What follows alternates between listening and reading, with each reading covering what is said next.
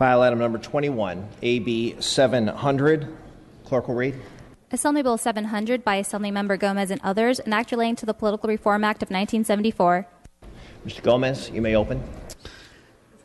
Mr. Speaker and members, if you would oblige me, since this is a 54-vote bill and I don't want any excuses of people being away from their desks. So I'm here to present Assembly Bill 700.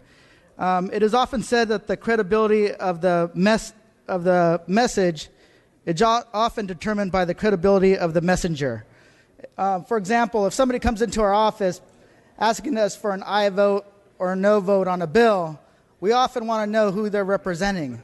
We often want to know if they're representing a group with a nice name, who's really behind that group with the nice name. I believe that those same rules should apply to the ballot initiatives, because far too often on political advertisements, voters are often deceived by great-sounding names. Californians for a clean environment, Californians for workable jobs, Californians for apple pie and Mother's Day, right? But we often can't tell who's really supporting those ballot initiatives. So that's what AB 700 is all about. AB 700 requires that the three largest funders of ads about ballot measures or candidates to be shown clearly and unambiguously on the ad. And this applies to folks on both the left and the right. And although I'm also open to hearing some insights on what further refinements should be made to address this issue, I believe we are closer than ever before to seeing an end to the time when voters are routinely and legally misled by political ads. So I think the only way for the right to vote be meaningful is so that when people cast the vote, they actually know what it means that they're voting for.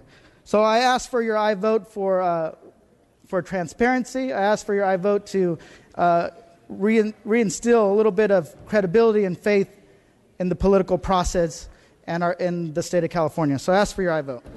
Thank you, Mr. Gomez. Mr. Levine, you are recognized. Thank you, Mr. Speaker and members. I'd like to commend the author for his hard work on AB 700, the Disclose Act. The explosion of unaccountable big money campaigns is the root cause of voter disgust and disenfranchisement with the elections process. Outside groups spent more than $640 million on state ballot measures in 2012 and 2014. Taking on this issue is no easy task. And I thank the author for working diligently on creating a meaningful campaign disclosure law. Members, AB 700 may represent one of the most important votes we take this week, or even this year. A core principle in our elections process is that democracy works best when the public is fully informed. When millions are being spent on either side of a ballot measure, the public has a right to know who is trying to influence a vote. Committees use clever names to mislead the public. That is the fundamental problem and is why the public has no way of knowing whether the campaign is funded by the Koch brothers or Tom Steyer. This bill will make a common sense approach of simply requiring full disclosure of the top sources of funding for these committees. Last week, the FPPC took action to require lobbying expenses to be disclosed more honestly. We need the same type of disclosure for ballot measures. More than 80% of both Republican and Democratic voters support efforts to increase disclosure. I'm a proud joint author of this legislation, and I respectfully ask for an aye vote. Thank you, Mr. Levine. Mr. Harper, you are recognized. Thank you very much, Mr. Speaker. I'd like to respectfully disagree. I believe that this bill is unnecessary. Current law already requires that the top two donors must be displayed on political ads. In addition to this, voters can easily find information about the top 10 donors on the Secretary of State's Fair Political Practice Commission website. Additionally, this is also an unconstitutional measure. This bill limits political speech by requiring advertisers to display the names so large of contributors is to the exclusion of the political content. I mean, seriously, have you taken a look and seen what this would look like on mailers and other political content? It is to the exclusion of the political rights and the political free speech of those wishing to engage in the process here in the state of California. The courts have stated that any law that limits political speech must be narrowly tailored and to serve an overt public interest. Mr. Speaker, I would like to urge my colleagues and members of this body to please vote against this bill. There's a reason why the threshold is so high. Mr. Rendon, you are recognized. Thank you, Mr. Speaker. I rise in support of AB 700 and want to thank the author for his work on this bill. We have a duty, members, as elected officials, to prove to our constituencies that we work in a transparent manner. AB 700 simply requires campaigns to disclose the top contributors to their advertisements. Bringing light to the electoral process will only continue to engage voters and restore their trust in government. I urge your aye vote. Thank you, Mr. Rendon. Mr. Chu, you are recognized. Thank you, Mr. Speaker. I rise in strong support of AB 700. This is a good government measure, simply requiring additional disclosure and transparency. We all know that information shall set us free, and we also know that Supreme Court Justice Louis Brandeis said that sunlight is the best disinfectant. In response to our colleague from Huntington Beach, I do want to point out that the Citizens United Supreme Court case, which I think many across the aisle have had issues with, had a portion of that decision that explicitly stated that these types of laws are constitutional. That is a portion of that Supreme Court precedent that no one is contesting. So I just wanted to mention that. The last thing I want to say, from my perspective, for folks who are opposing this measure, I just want to understand, what is it that folks are trying to hide? Why do we not want to allow the public to have the most information possible at the time that they receive a communication before they make a decision? If there is time later in the legislative process, I'm happy to be added as a co-author to this measure. With that, I respectfully ask an aye vote. Mr. Wagner, you are recognized. Thank you, Mr. Speaker. I do want to, frankly, answer the question that was just asked. First of all, the idea that many on the other side of that aisle have problems with Citizens United is actually not true. The assault on Citizens United has come from the, for me, other side of the aisle, an irrational, unreasoned, and in my mind, very much un-American attack on Citizens United because of what, in fact, it allowed, which is a robust free amendment First Amendment free discussion of political issues. I will note that the Citizens United case did not specifically approve what we're trying to do here. What the court's decision did, it only concerned ads that identify the name of the organization that paid for the ads per federal law. It did not consider or approve these additional add-on type disclosures that are relevant here. So to reference Citizens United and somehow trumpet it as a great thing supporting this amendment, this bill, is simply incorrect. I won't get into the constitutional issues. My friend from Huntington Beach has done that. But I do want to specifically answer the question. We're told that sunlight is the best disinfectant, and there is truth in that. As we do our work up here, we must be absolutely transparent, and sadly are not. We see many, many bills up here trying to provide for more transparency, trying to provide that bills have 72 hours in print, trying to provide that bills get a full and fair hearing in committees so that the proponents and opponents can deal with them and make their arguments. Sadly, those efforts often find themselves falling away in the dead of the night. So we are all for transparency, but let's talk about the bill and transparency such as it is in the context of political disclosure. It is elementary. You learned it in civics that our founders prized robust political speech and did so under pseudonyms. Take a look at the Federalist Papers arguing for the adoption of our Constitution. Those were pseudonyms. So don't say that this is something that is absolutely un-American. It is fundamentally American. So what do people fear? My good colleague from San Francisco asks. Permission to read. Without objection. Thank you, Mr. Speaker. I'd like to quote a former chairman of the Federal Elections Commission, the Honorable Brad Smith.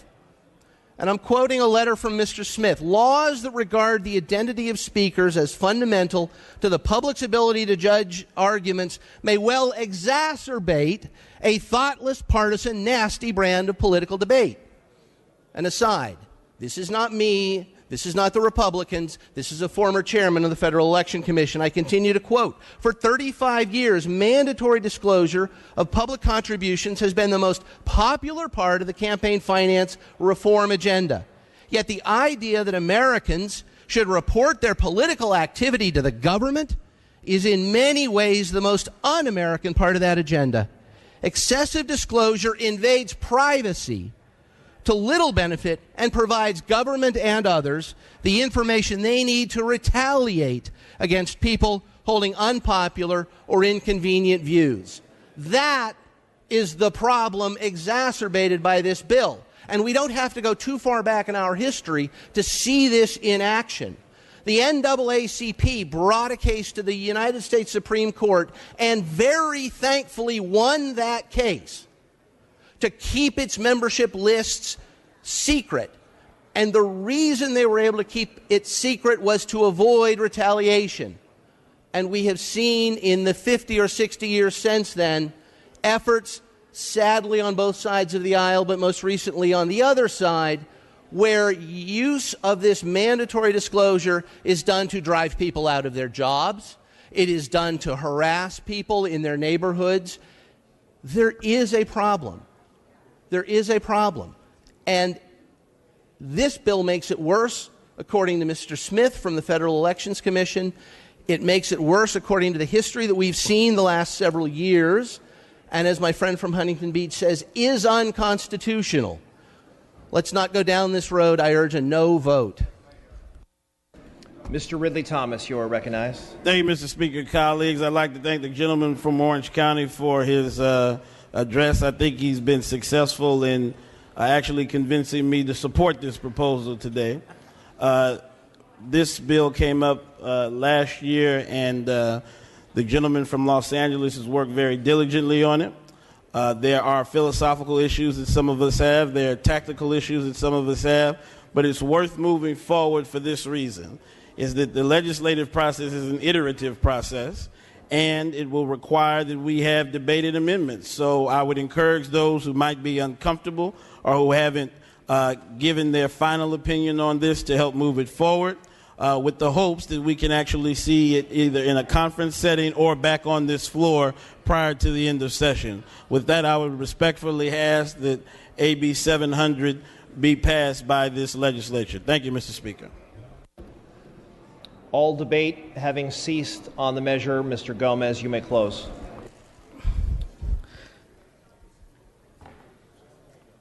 Thank you, Mr. Speaker and members. I know some folks have pointed out the Supreme Court decision, Citizens United. Specifically, Citizens United argued that the disclaimer and disclosure requirements were unconstitutional, but the court actually disagreed, finding that disclaimers provide the electorate with important information, helping to ensure that voters were informed and to avoid confusion. So I believe that the time to pass this bill has come. I believe that restoring people's faith in our electoral process should be paramount to all of us in this chamber. I ask for an aye vote. With that, the clerk will open the roll. All members vote or desire to vote. All members vote or desire to vote. All members vote or desire to vote. 54 vote, bill members. 54 votes. All members vote or desire to vote. Clerk will close the roll, tally the vote. Ayes 55, noes 13. Measure passes. Members, I've been notified we have a former member of the Assembly with us today. Please welcome former Assembly member Rudy Bermudez to the chamber today. Mr. Bermudez.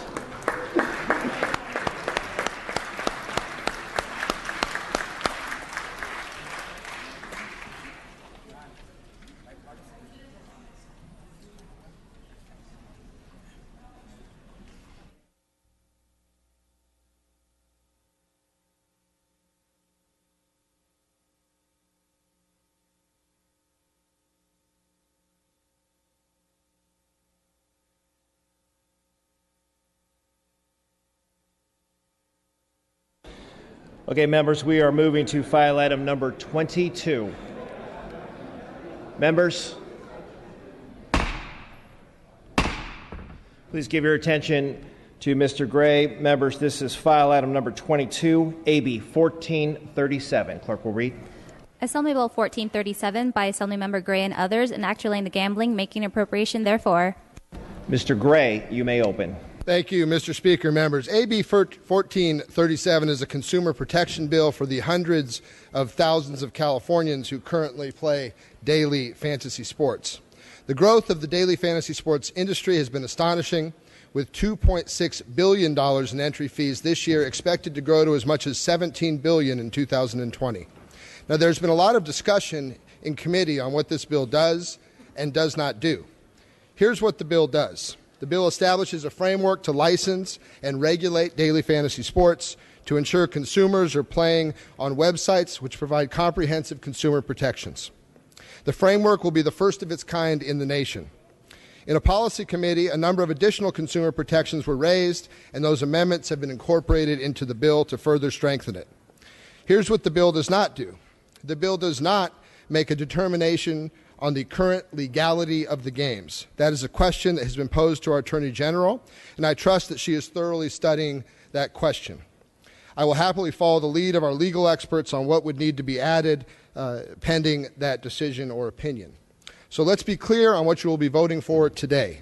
AB 1437 will put in place safeguards that will ensure games are fair, prohibit underage usage, prevent compulsive play, guard against identity theft, and ensure consumers are competing on a level playing field.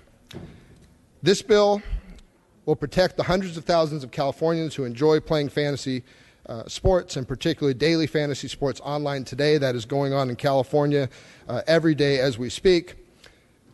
I would respectfully ask for your aye vote.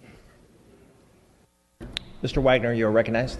Thank you. Briefly, I've been somewhat negative today in terms of how our process has worked or not worked, and I want to make sure I rise and say this, I think, is a model of how we ought to be conducting our business. Instead of just kind of ham-handed imposing regulations on the industry, what we have done is work with industry, make sure that the regulations that are being suggested don't drive the smaller players out, but indeed provide room for everybody who wants to get into what is a growing and, by all accounts from our districts, very popular new activity made available by our new technologies. This is an example of us and the industry working collaboratively, getting ahead of the curve, making sure that the appropriate protections are in place, but that the negative effects that so often we visit on business are not coming into play here. And so my thanks to the author for a textbook example, and my thanks to the industry for textbook examples of how we ought to be doing our business. With that in mind, I'd encourage all to vote aye on this bill. Mr. Levine, you are recognized. Thank you very much, Mr. Speaker and members. Like many Californians, I play fantasy football. This season, I included my 9-year-old son in the management of my team. He named our team Root Beer Float, and we drafted Cam Newton, and we won our league championship. My son drafts well. But there is nothing inherently wrong with daily fantasy sports betting. It's a fun way to be more engaged as a fan and with your friends. However, the industry denies that this is gambling. Instead, they dance around the issue by calling it entertainment and a game of skill. They put themselves in a legal straitjacket as they try to explain how it's not a bet, it's an entry fee. They explain they are not bookies. Instead, they claim to be internet entertainment providers. Nonetheless, if you talk to anyone in your district about daily fantasy sports betting, you will hear a resounding common sense reply that this game is gambling. There is no doubt about it. Since this is gambling, we have to respect the rule of law and require daily fantasy sports betting to be treated like every other form of gambling in the state of California. If the legislature is going to pass this kind of legislation, we need to respect California voters by first going to the ballot to amend the Constitution. We did this for card rooms in the original drafting of our Constitution in 1850. We did this for horse racing in 1933. We did this for the state lottery in 1984. And we did this for tribal casinos and charitable raffles in 2000. We need to do the same for daily fantasy sports betting as well. In the last several days since this bill was first taken up in committee, the Attorney General of Texas joined the Attorneys General of New York, Nevada, and Illinois in determining that daily fantasy sports betting is illegal gambling. State by state, the game is being found to be illegal. In the mad rush to authorize this billion-dollar industry affecting millions of Californians, it is important that we get this right. I appreciate what AB 1437 is attempting to accomplish. But whether we like it or not, the California Constitution is clear that gambling must first be approved by voters. Daily fantasy websites posted the following statement: you should decide if you play fantasy sports, not politicians. I completely agree. The Constitution is clear that voters should decide whether or not they want to legalize this type of gambling. You may have heard that refrain on Bay Area radio stations that have radio listeners from Fresno to the Oregon border, where the industry is running a commercial attacking me for my vote against this bill, even though this very same industry is neutral on this bill. It is clear to me that while the industry is coming after me, their real target is you. The real target is all lawmakers and all office holders. They want you to know that if you cross them, they're coming after you next. Members, this kind of public bullying is misleading and it's embarrassing. It should not be tolerated. By passing special interest bills like this, we are encouraging this kind of bullying in the future. Point of order. Please Thank state you, your Mr. point of order, Speaker. Ms. Melendez. I appreciate the comments of the speaker, but I think he's going down a rabbit hole, speaking about an issue that he's personally dealing with respect to his bill, not the author's bill. So if we could limit it to the merits of the bill. Ms. Melendez, a point well taken. Mr. Levine, just let's focus on the measure at hand. Yes, thank you. I'm talking about the author's bill. If this bill becomes law, it will no doubt be challenged in court and ruled unconstitutional. Let's do it right. Let's go to the voters. Thank you. Mr. McCarty, you are recognized. Thank you, Mr. Speaker. I also support this measure. I think it's time to set a framework to regulate and potentially tax this issue and this industry in California, fantasy sports gaming. I'm a consumer, just like the prior speaker. Been following fantasy sports for a couple decades, and I concur that this issue raises some legal questions on the money involved. If you follow the radio ads, not the ones we're talking about on the vote here today, but the radio ads about the industry, it used to be about playing fantasy sports. Now it's about money. It's about winning. Money, money, money. So that's what it's really come down to. So I do think that is a question, but not a question for us today. It's a question, I think, potentially for the courts. Our Department of Justice could weigh in, as other states have done so. But I think, again, that it is an opportunity for another day. Today's an opportunity to set a framework to regulate and potentially tax this measure like we do other industries in California. I think it's the right call. Thank you. Mr. Linder, you are recognized. Thank you, Mr. Speaker. Members, you know, it's very clear that this bill still is a work in progress. Anyone can look at it and tell you that. However, I think it's worth noting that to do nothing puts up to 6 million Californians who are playing daily fantasy sports at risk while they're doing their gaming. There are a lot of concerns that still need to be addressed in the language, but I've had the author's commitment that it will be brought back to committee once it returns to this House. But I think that there's a lot of opinions out there based on the current legality of daily fantasy sports. But the one thing I can tell you is that it's not the duty of this body to determine its legality. That's what the Attorney General is for. And that's why, in order to determine and define this as gambling, game of skill, or however it's going to be determined, that's not going to be done in this House. We're not the determining body. We can weigh in with some clarification, but I highly doubt that we're going to hear a ruling anytime soon. Our job is to decide whether to regulate and protect those that are currently playing in California. I urge my colleagues to support this bill so that we can continue to work out some of the issues, and we'll see it back in this House when it returns. Urge and I vote. Thank you, Mr. Linder. Mr. Bigelow, you are recognized. Thank you, Mr. Speaker and members. I rise in support of this bill. As a member of GO, I heard this. As Vice Chairman of the Appropriations Committee, I heard this. I do want to compliment the author. I think he's taken a pathway of bringing the industry and the regulatory side together in a prudent way. The industry has clearly said they want this. For that reason alone, we should be embracing this bill. We should also be working together to make sure that we protect the consumers and the people we all represent. I think this bill is going to accomplish that. I urge an aye vote on this bill. Thank you, Mr. Speaker. Ms. Grove, would you like to speak? Okay, that microphone is down. All debate having ceased, Mr. Gray, you may close. Thank you, Mr. Speaker. Thank you, members, for the insightful comments on my legislation. The question of legality, as has been said by a number of members, is in fact for the courts and the Attorney General to decide.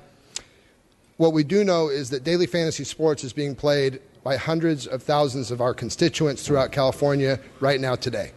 It is our responsibility as legislators to make sure that they're playing in a safe and regulated game where people are not being taken advantage of, where identity theft is not going on, where underage children are not playing. And that's the intent of this legislation. I look forward to working with all of the interested members on further amendments to further make this the strongest regulatory framework, as it is the first in the country. This is a bill I introduced back in September before this legal discussion had begun, months before it became a popular topic in the media, and even before the industry had come to the table for regulation. We have the opportunity to pass what I think is very meaningful legislation that will allow our consumers and our constituents to play a game they love in a safe and fair environment. I find this to be more productive than weighing in on legal decisions in which I have no bearing on the outcome. AB 1437 is supported by the California Police Chiefs, the LA Clippers, the San Francisco 49ers, many other sports teams, the Daily Fantasy Sports Players Alliance, and DFS players throughout California. I would respectfully ask for your aye vote today. Thank you, Ms. Gray. With that, clerk will open the roll. All members vote who desire to vote. All members vote who desire to vote. This is a 54-vote bill. All members vote who desire to vote. Clerk will close the roll, tally the vote. Ayes 62, noes 1. Measure passes. File item 23, AB 1546. Clerk will read.